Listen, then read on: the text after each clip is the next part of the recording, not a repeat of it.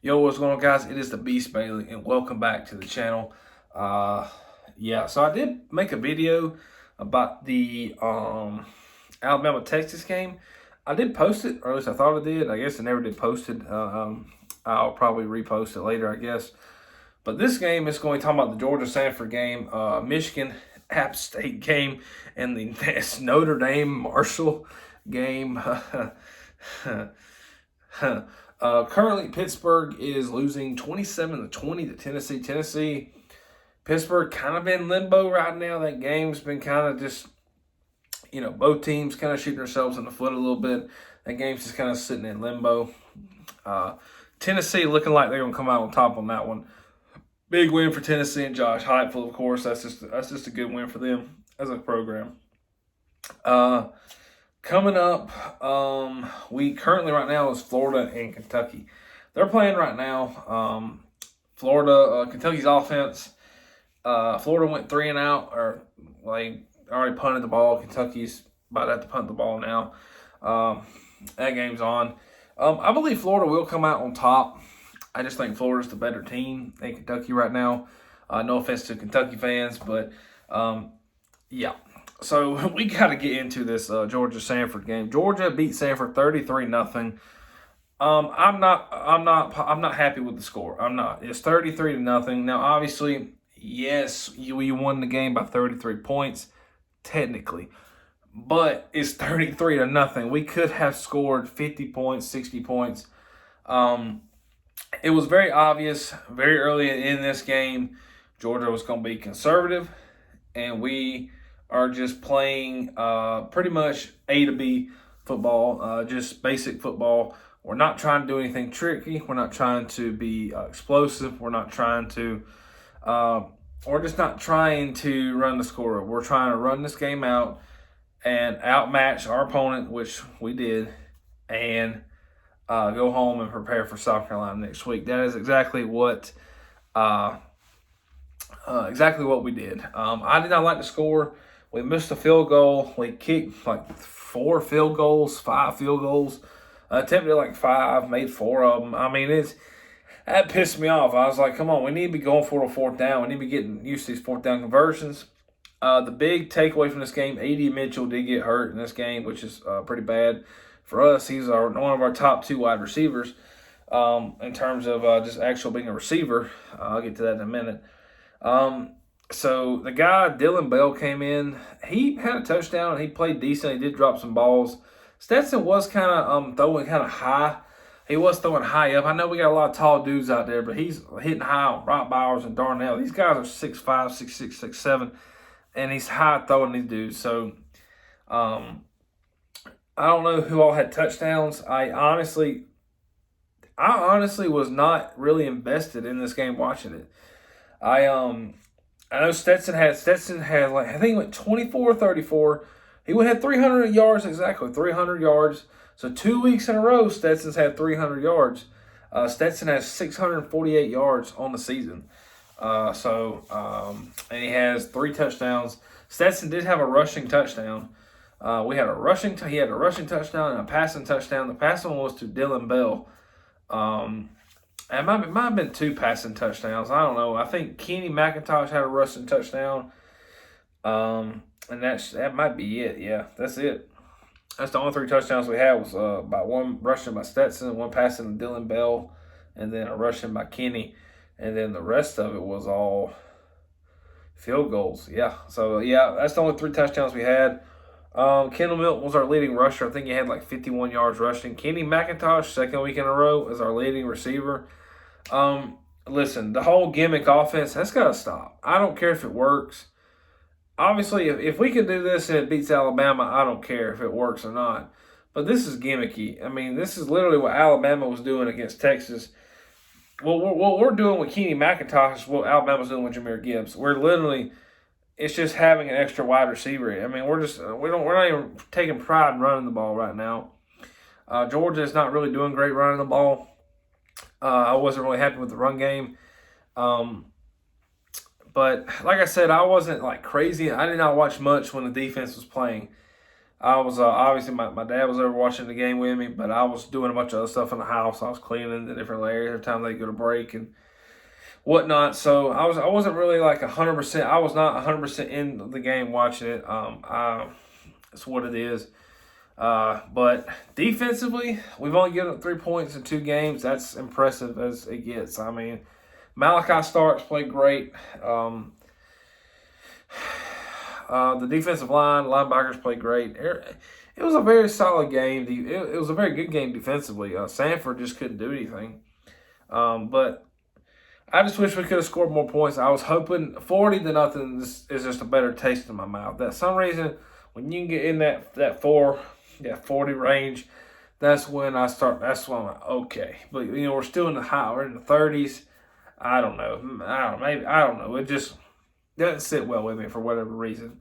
I'm happy we won the game, yes, but the score, what makes me upset about it is people are going to look at the score and go, oh, well, Georgia could only score 33 on Samford. That's not the case at all.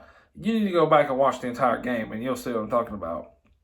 They'll post this game on YouTube. You can go back and watch the entire game. Georgia could have hung 70 on these guys if they truly wanted to. But anyway, I'm done talking about that. Good win for the Dogs. Hey, a win's a win. A win's a win. Am I right, Marshall? Am I right? App State, a win's a win. Marshall, the Thundering Herd. We are Marshall. They beat Notre Dame in Notre Dame, 26-21. Marcus Freeman has won. How many wins does Marcus Freeman have?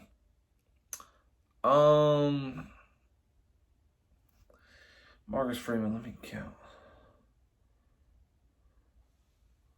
0. Marcus Freeman has yet to win a game as a Notre Dame head coach. He's 0-3.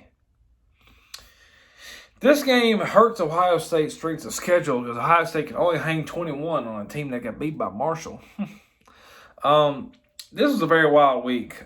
Texas almost beat Alabama. That game was insane. If you missed that Texas game, if you missed that Alabama-Texas game, y'all need to go back and watch that game. Or at least watch the highlights. Marshall beating Notre Dame, I did not see that coming, obviously, and I'm sure Notre Dame fans didn't either. But, it's what it is. I mean, Notre Dame, that's just what happens, 0-2.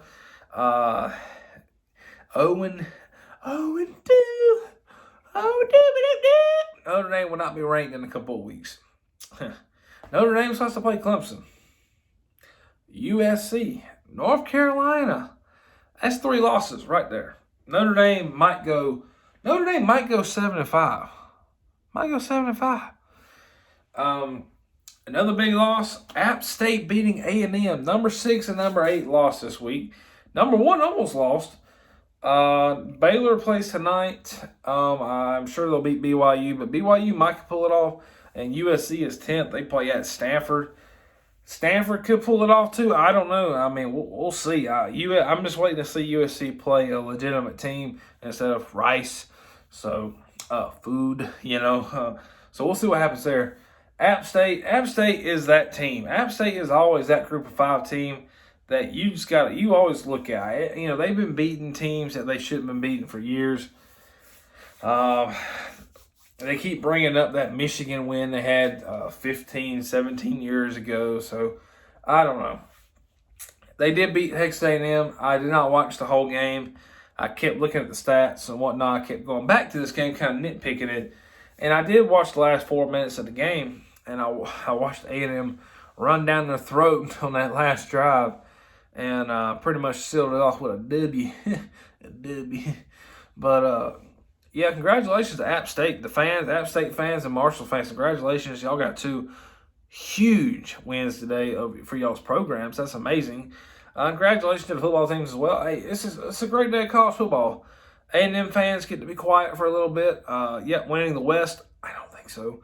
Alabama winning the West, I don't think so either.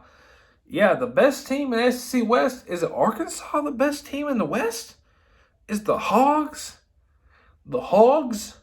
Lou Pig. The Hogs? They the best in the West. It sounds like it. Uh,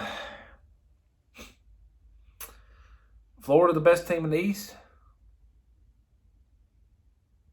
That's a trick question. Don't answer that question. Don't answer that question. It's a trick question. Yeah, man, it's been an exciting day. Week 2, man. Is this gonna be another? Last year we had a bunch of top. Last year we had a bunch of ranked teams lose. We did. It was like one of the craziest years for ranked teams to lose. Since like 2007. But man, Clemson. I think Clemson has struggled a little bit. I did not watch any of the game, but I've heard some things from that game. They were winning like 35-12, so it's decent. But they're in the kind of same boat with Georgia. They're just kind of in limbo. But Clemson's been in limbo for a year and a year. Okay, they've been in limbo for a little while. Okay, their offense is, by the way. Yep. Man, what a day football, man. Alabama. I need to. You know what? I'm like, listen. I need to call the Big 12, and I need to ask them. I need to see these refs make account statements and see when their last deposits were.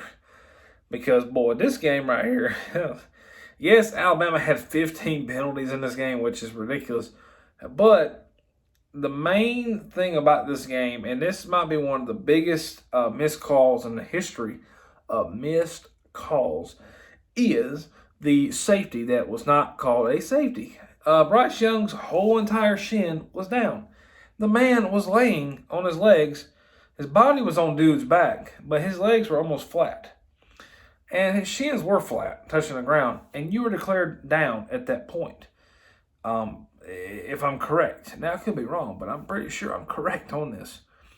And he threw the ball. Okay, well, if it's an incomplete pass, the ball never left the end zone. Therefore, it is a safety. The ball rolled out of the end zone off of him throwing the ball. Or was it a fumble that rolled out of the end zone, which is still a safety. The ball never crossed the goal line going out into the field of play. And so that's what I'm saying. That's what I'm trying to figure out is that was a safety. And now looking back at this game, that would have been the point, the deciding point, and Texas would have won this game 21-20 if that had been the case. But that's just how. Dang. Texas defense, big applause for them. I mean, they played great. Alabama's offense we've seen what happens when Alabama is flustered. So I think teams should take note and see what Texas has done, because all Alabama's offense is Jahmyr Gibbs catching the ball in the flat, in the wheel, in a slant. That's all their offense is Jahmyr Gibbs. So I don't know, maybe bring an extra DB up or something. I don't know, man. Cover that stuff, but I don't know. Lato, tight end, Jermaine Burton, woo! Ja'Cory Brooks, woo! Lato, woo! Jahmyr Gibbs, woo! Yeah. Alabama. Listen. You better hope you don't win the SEC West. Because if you do, Georgia's going to expose the dog piss out of you in Atlanta. Peace.